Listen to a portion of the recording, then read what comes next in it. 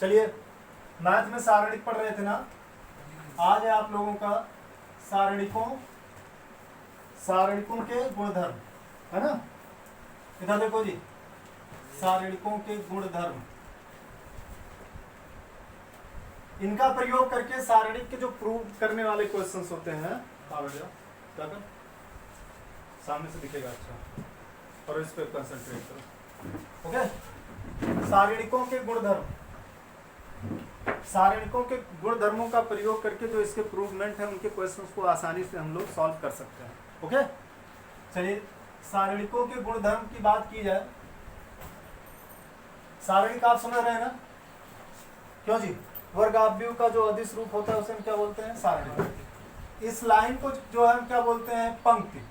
पंक्ति या क्या बोलते हैं? रो। और किससे डिनोट करते हैं? आर से। पहली पंक्ति R1 हो गया, दूसरी पंक्ति R2 हो गया, तीसरी पंक्ति R3 हो गया। ओके, फिर उसके बाद जो है ये आपका जो ऊर्ध्वाधर होता है उसे हम क्या बोलते हैं? स्तंभ या कॉलम, है ना। और पहली कॉलम को C1 से, दूसरे कॉलम को C2 से, तीसरे कॉलम को C3 से डिनोट करते हैं। बात समझे ना? पंक्ति और कॉलम मतलब कि रो एंड कॉलम समझ में आ गया? कोई दिक्कत यहाँ पे नहीं। अब रो और कॉलमों में चेंज करने पर, रो और कॉलम में कोई विशेष चेंजिंग करने पर उसके क्या कहते हैं, उसमें क्या प्रभाव पड़ता है ये देखना है। एक चीज याद रखिएगा, एक चीज हम बता रहे हैं, जैसे ए आव्यूह है और ए एक सारणिक है। ओके, अगर इसमें हम के से गुणा करते हैं तो के से ए के सभी अवयव में गुणा हो जाएगा, जबकि इसमें के से अगर गुणा करेंगे तो केवल एक पंक्ति या किसमें गुणा होगा? स्तंभ में। केवल एक पंक्ति या केवल किसमें गुणा हो सकता है? स्तंभ में। ये कैसे जानेंगे किसमें गुणा करना है? वो बाहर दिया होगा ना, जैसे आप 2, 4, 5, 6 दिया गया है, इसमें ए से गुणा करना है तो आपके 2A, 5A, 4A, 6A लिखेंगे। लेकिन अगर यही सारणिक हुआ 2, 4, 5, 6 इंटू ए, तो ये किसी स्तंभ में या किसी पंक्ति में गुणा होगा। तो 2A, 5A, 4, 6, ये इस तरीके से, चाहे जिसमें वो आप अपनी आवश्यकता के अनुसार कर सकते हैं। क्लियर हुआ? अब कुछ इनके गुण पढ़ते हैं। पहला गुण ये है, यदि कोई पंक्ति, है ना, यदि कोई पंक्ति या स्तंभ का मान क्या हो? 0 हो, तो उस सारणिक का मान क्या होता है? 0। सुनते रहिए, लिख नहीं रहे। कोई पंक्ति या स्तंभ हो, यदि उसके अवयव टोटल 0 है ना, टोटल 0 है, उस सारणिक की वैल्यू क्या होती है? 0। चाहे कोई पंक्ति, चाहे कोई स्तंभ। ओके, समझ में आ गई ये रूल? इसकी वैल्यू टोटल क्या होगी? 0। बात समझे? चाहे कोई एक रो पूरा 0 हो, या कोई मतलब सॉरी एक रो पूरा 0 हो, या एक कोई कॉलम पूरा 0, तो उसकी टोटल वैल्यू क्या होती है? 0 होती है। क्लियर हुआ? फिर उसके बाद जो है दूसरा ये है, अब हम ऐसे लिख रहे हैं, ये R1 हो गया, R2 हो गया, R3 हो गया। ओके, अच्छा लिख ही देते हैं पूरा। A1, A2, A3, B1, B2, B3, C1, C2, C3, ये एक आपका सारणिक है। ये आपका R1, R2 और ये R3, C1, C2, C3। दूसरा रूल ये है कि अगर हम सभी पंक्तियों को सभी स्तंभों में चेंज कर दें तो उसके मान पर कोई प्रभाव नहीं पड़ता। कहने का मतलब A1, B1, C1 बराबर A2, B2, C2 बराबर A3, B3, C3। बात समझे कि नहीं? सभी पंक्तियों को हमने किसमें चेंज कर दिया? स्तंभों में, है ना। सभी पंक्तियों को स्तंभों में चेंज करने पर उसके मान पर कोई प्रभाव नहीं पड़ता, है ना। बात समझे नहीं? दूसरा रूल समझ में आया? कहने का मतलब पंक्तियों को स्तंभों में और स्तंभों को पंक्तियों में चेंज करने पर सारणिक के मान पर कोई प्रभाव नहीं पड़ता। ये दूसरा रूल हो गया। तीसरा रूल ये है कि यदि केवल 2 पंक्तियां,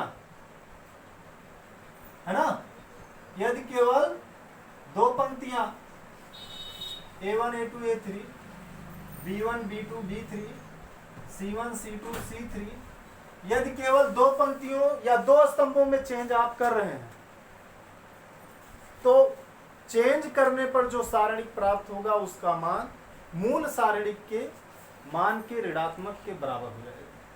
कहने का मतलब दो पंक्तियों को अगर आप चेंज कर रहे हैं, इसको ऊपर नीचे कर दीजिए, B1 B2 B3 ऊपर कर दीजिए, ओके, और A1 A2 A3 नीचे कर दीजिए, फिर ये आपका C1 C2 C3 कर देंगे, तो इसका मान क्या हो जाएगा? ऋणात्मक हो जाएगा। केवल दो पंक्तियों को चेंज करिए या किन्हीं दो स्तंभों को चेंज कर दें तो उसका मान क्या हो जाएगा?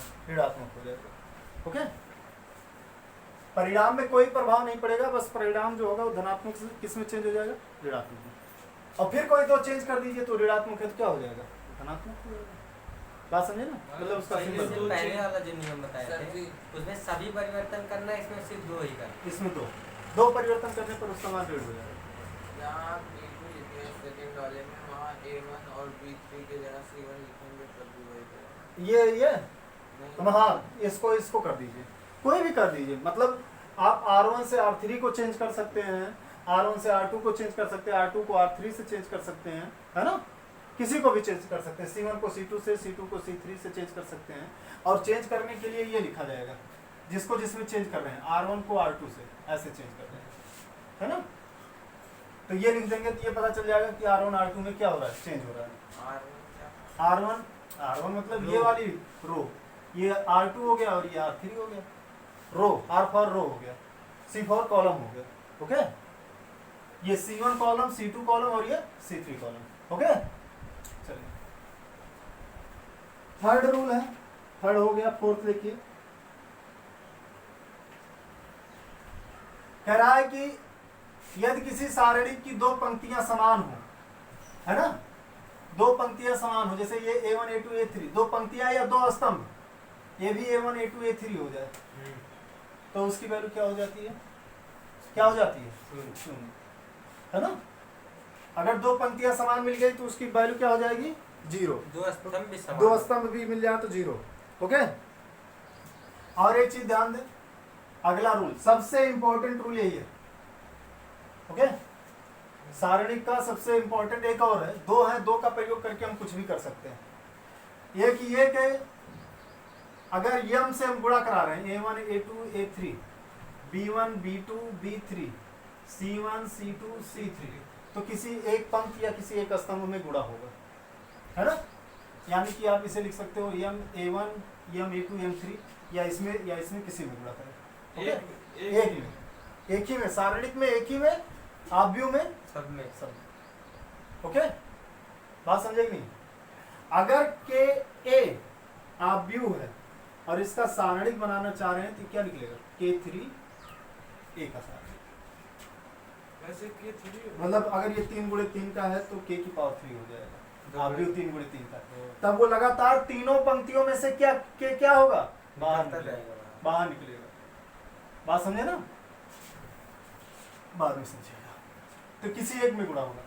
दूसरी चीजें, मान लीजिए अगर किसी एक पंक्ति में से कुछ कॉमन हो रहा है तो हम उसको बाहर काउंट कर सकते हैं। जैसे 2 4 6 है, 3 5 9 4 3 7 ऐसे दिया गया, इसमें से क्या कॉमन है? 2। तो किसी पंक्ति में से आप कुछ भी कॉमन मिल रहा है तो आप उसको कॉमन कर सकते हो। तो कितना हो जाएगा ये? 1 2 3 3 5 9 4 3 7 हो गया। चाहे पंक्ति या स्तंभ किसी में से भी अगर कुछ कॉमन मिल रहा है तो आप उसको कॉमन करके बाहर निकाल सकते हो। क्लियर हुआ? या बाहर से कुछ चीजें गुणा कराना चाह रहे हो तो उसमें गुणा हो जाएगा अंदर में जाकर के। Is that clear? समझ में आ गया ना? आगे देखते हैं। अगर जो है कोई सारणिक जो है आव्यूह योग के रूप में लिखा हो, A1 plus A2 B1 plus B2 C1 plus C2 ना, X Y Z L M N, तो इसको आप दो अलग अलग सारणिकों में विभक्त कर सकते हो। एक क्या हो जाएगा? A1 XL B1 Y M और C1 Z N plus A2 XL B2 YM and C2 ZM। मतलब कोई पंक्ति अगर योग के रूप में लिखा गया है तो आप उसको दो अलग अलग योग फल के जो है क्या कहते हैं सारणिक के रूप में लिख सकते हैं, है ना। ये अगला रूल हो गया, ये सब याद रख के रहिएगा, ठीक। और उसके बाद किसी भी रो में सबसे इंपॉर्टेंट रूल है, किसी भी रो में किन्हीं भी रो को जो है जोड़ करके R1 की जगह पे R1 plus R2 plus R3 लिख सकते हो, किसी चीज से गुणा करके जोड़ घटा सकते हो, है ना। मतलब किसी भी पंक्ति के स्थान पर किसी भी पंक्तियों को जोड़ या घटा करके या गुणा करके जोड़ या घटा करके आप लिख सकते हैं, जैसा कि आप व्यू में पढ़े थे आप, पंक्ति और स्तंभ सब में। पंक्ति के लिए पंक्ति का, स्तंभ के लिए स्तंभ का, बात समझे ना। मतलब R1 की जगह पे ये भी लिख सकते हो, ये भी लिख सकते हो, आप अपनी इच्छा अनुसार चाहे जो जोड़ घटा सकते हो, लिख सकते हो, समझ में आया ना जी। और ये प्रक्रिया आप एक बार में एक साथ दो पंक्तियों या दो स्तंभों में कर सकते हो। कभी कभी किसी किसी क्वेश्चन में तीनों में करने पे आ जाता है, लेकिन वो गलत होता है, तीनों में नहीं करना चाहिए, हमको सिर्फ दो ही में करना चाहिए, समझ में आया ना।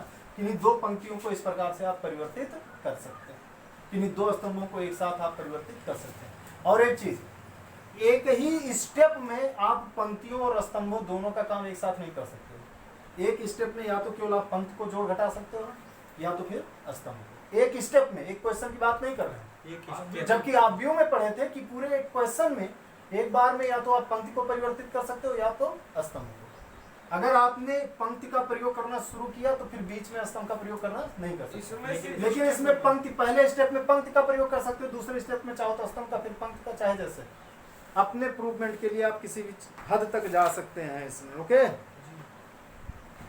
ये आपका आज का फार्मूला समाप्त हुआ और कुछ एक आध क्वेश्चन हम आपको कहो तो करके दिखाते हैं। चलिए देखिए, जैसे देखिएगा बहुत आसान सा तरीका हम बताते हैं प्रूव करने का। ये देखिए A B C दिया गया है, B प्लस C दिया गया है ना, और C प्लस A दिया गया है एंड A प्लस B दिया गया है, A square plus B square plus C square दिया गया है।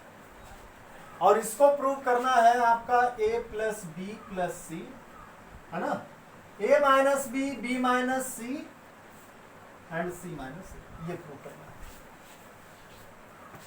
सारणिक में। बहुत ध्यान से समझिए, एक क्वेश्चन बहुत ध्यान से समझ लीजिए, उसके बाद सारे के सारे आप लगा लीजिए। सारणिक में जो प्रूव करना है वो ध्यान दे लीजिए, क्या प्रूव करना है। A plus B plus C हमें कॉमन मतलब गुणनखंड के रूप में लाना है। जो जो प्रूव करना है आप उसको इसमें सोचिए, इस तरफ सोचिए कि हम क्या करें कि जो यहाँ पे ये सारी चीजें दी गई हैं वो कॉमन के रूप में मिल जाए, हमको बाहर मिल जाए, है ना। जैसे A plus B plus C है, कोई ऐसा मतलब है कि पंक्ति या स्तंभ जिनको जोड़े या घटाएं तो सभी पंक्ति में या सभी स्तंभ में वही वैल्यू आ गया। A plus B plus C इसको क्या करना है, हमको कॉमन करना है। यह तभी संभव है जब पूरी एक पंक्ति में A plus B plus C आ जाए। अगर हम A माइनस B हम बाहर करना चाहते हैं तभी संभव है जब पूरी पंक्ति में क्या आ जाए, A माइनस B आ जाए, है ना। कुछ आइडिया लगाइएगा, देखिएगा लेफ्ट हैंड साइड लेते हैं। अगर हम C1 के जगह पे C1 प्लस C2 कर दें, A प्लस B, हमने कहा ना कि किसी भी स्तंभ के जगह पे किन्हीं स्तंभों को जोड़ करके किसी भी स्तंभ को घटा करके या किसी भी पंक्ति के स्थान पर किन्हीं भी पंक्तियों को जोड़ करके या घटा करके आप लिख सकते हो। ये तो बताया ना, क्यों जी। तो चलिए देखिए, यहाँ पे हम जोड़ते हैं इन दोनों को तो क्या मिलेगा, जोड़ेंगे A plus B plus C, नीचे क्या लिखेंगे A plus B plus C, इसमें क्या लिखेंगे A plus B plus C, और आपका ये है ये B plus C plus A plus B। इधर क्या है A square B square C square. अब यहाँ से A plus B plus C क्या हो गया, कॉमन। बोलिए, पूरे में कॉमन हो गया। A plus B plus C common कर सकते हैं तो क्या बचेगा यहाँ पे 1 1 1, B plus C plus A और A plus B and A square plus B square C square. अब दूसरा ये सब बच रहे हैं, इसमें ऐसा क्या किया जाए कि कुछ कॉमन मिल जाए। देखो अगर हम R1 में से R2 को घटा दें तो C और C कैंसिल हो जाएगा तो क्या बचेगा B माइनस ए और A square minus B square. और A square minus B square का फार्मूला क्या होता है? A minus B into A plus A. यहाँ से A माइनस बी में भी कॉमन हो सकता है और इसमें से इसको घटा दें तो A cancel C minus B यानी B minus C, B minus C, A minus B और B माइनस C कॉमन मिल सकता है। देखिए कैसे किया हमने। R1 के जगह पे लिख रहे हैं हम लोग R1 माइनस R2 तथा R2 के जगह पे लिख रहे हैं हम लोग क्या? R2 minus R3। अब R3 के जगह पे हम लिखें अगर R1 माइनस R2 तो क्या ये सही होगा? गलत हो जाएगा। एक बार में कितने?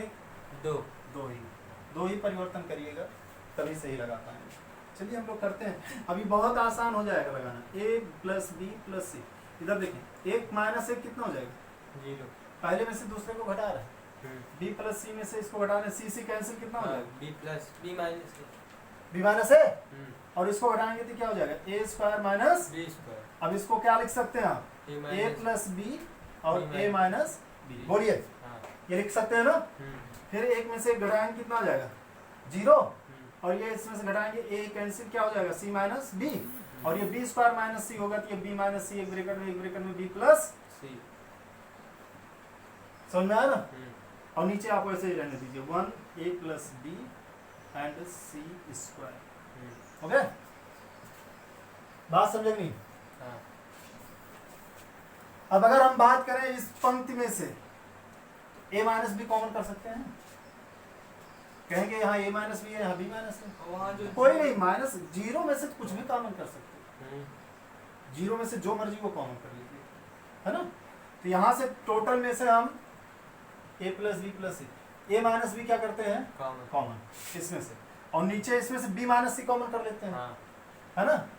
B माइनस सी कॉमन कर लेते हैं तो देखिए क्या बचेगा? यहाँ 0 बचेगा और यहाँ से आपने A माइनस बी कॉमन किया तो माइनस 1 बचेगा। ये B माइनस है और कॉमन क्या कर रहे हैं हम? A माइनस बी, ये क्रम उलट जाएगा मतलब माइनस बचेगा। यहाँ भी क्या बचेगा आपका? आगे चलिए इधर देखिए क्या बचेगा? A प्लस बी, नीचे 0 माइनस 1 और क्या बचेगा यहाँ पे? B प्लस C और नीचे वही 1 A प्लस बी और फिर उसके बाद C स्क्वायर। अब आगे देखिए, जब आपका घटाते जोड़ते दो पंक्तियों के अवयव 0 आ जाए तो आप वहां पे सबसे बढ़िया तरीका ये है कि उनका क्या कर दीजिए? प्रसार कर दीजिए। क्या कर दीजिए? प्रसार। प्रसार करने से आसानी से आ जाएगा। तो प्रसार अब इसी वाले तीसरे पंक्ति से कर देते हैं, है ना। एक लेते हैं तो ये इतना से वो हो जाएगा।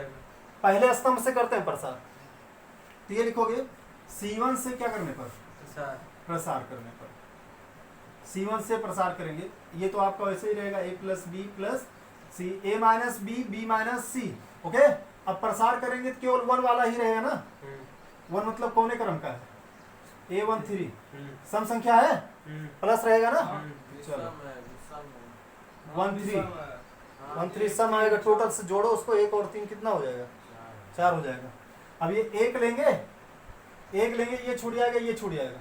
ओके इनका गुणा कराएंगे माइनस बी माइनस सी और ये ऊपर गुणा कराएंगे तो प्लस, ये माइनस है तो प्लस हो जाएगा। Plus A plus B, B भी और बी भी क्या हो जाएगा? कैंसिल हो भैया। तो कितना आ जाएगा? A माइनस C या तो C माइनस A माइनस सी आएगा, लेकिन C माइनस से प्रूव करना था ना।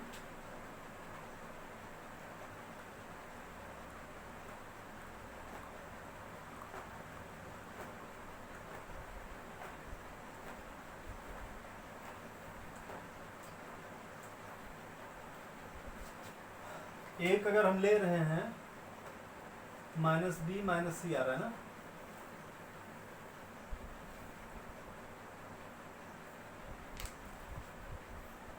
प्रसार करने में गड़बड़ी माइनस सिंबल में हो जाएगी। ये 13 आ रहा है, प्लस में आएगा। अच्छा हम सबको पंक्ति को स्तंभ में, स्तंभ को पंक्तियों में बदल देते हैं, तब करते हैं प्रसार। हाँ तो क्या आ जाएगा? 0 0 1 बोलिए, और फिर दूसरा कितना हो जाएगा? -1 A प्लस बी। बोलो भाई, इस स्तंभ को दूसरी पंक्ति बना दिए, फिर ये ए प्लस बी प्लस सी और सी स्क्वायर। अब एक लेते हैं तो माइनस बी माइनस सी वही आएगा यार प्रसार करने पर, C1 से प्रसार करने पर। चलो ठीक है, C1 से प्रसार करते हैं, अभी समझ में आ जाएगा। C1 से अगर प्रसार करते हैं तो 1 लेंगे हम ना, 1, और ये गुणा कराएंगे कितना हो जाएगा माइनस बी माइनस सी, और ये गुणा कराएंगे तो प्लस ए प्लस बी, और बी क्या हो जाएगा कैंसिल, तो ये कितना आ जाएगा ए माइनस सी, ए प्लस बी प्लस सी, ए माइनस बी माइनस सी, और ये कितना हो जाएगा भैया ए माइनस सी, जबकि सी माइनस ए आना चाहिए। देखिए कहीं सिंबल में शायद गलती हुई होगी, जोड़ लिए, फिर हम घटा रहे हैं, सी कैंसिल हो जाएगा R1 में से R2 को, है ना। क्वेश्चन तो सही लिखा है ना हमने, b plus C plus A plus B और A B C, okay, A square B square C square. Okay, वो गलती है हमारी, गलती है, प्रूव ये करना है यहाँ पे माइनस, है ना। क्वेश्चन में यहाँ पे माइनस प्रूव करना है आपको। तो अब यहाँ से आप माइनस कॉमन कर लीजिए, अपने आप ये प्रूव हो गया। माइनस अगर कॉमन करेंगे तो क्या हो जाएगा ए प्लस सी, ए माइनस बी माइनस सी, और ये क्या हो जाएगा फिर सी माइनस ए।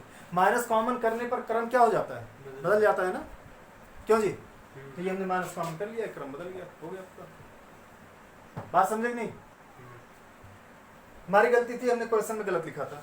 ओके, ये प्रूव करने का तरीका हो गया इसका, समझ में आया, इसके रूल समझ में आ गया, प्रूव करने का तरीका समझ में आ गया। ये एक्सरसाइज आप पूरा करिएगा, कल हम इस एक्सरसाइज को जो है बताएंगे, ठीक है। जो भी आपका फंसा रहेगा वो हम बता देंगे। ओके, चलिए बंद करिए। हाँ, सवाल तो कठिन है।